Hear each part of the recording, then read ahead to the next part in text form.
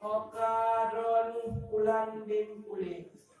Pak watenyo drone karena di alam kubur. Si atu akan coba drone bujak tanya tentang akidah drone. Maka bek drone temakut. Karena bandua do ulung yang nakuh makhluk daripada Allah Subhanahu wa Ta'ala yang bernama Mungkar dan Nakir.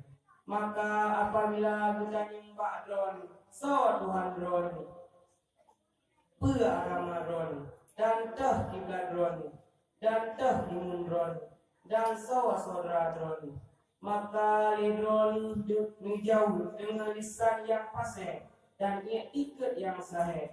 Allah Tuhan lu, Nabi Muhammad Nabi lu, Islam agama lu, Ka'bah kiblat lu, dan Al-Quran imun lu, dan segala ulun Islam yang agam, dan segala ulun Islam yang inang saudara lu.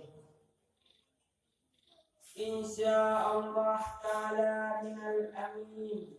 Sabbatkallahu biqaulis sabbat.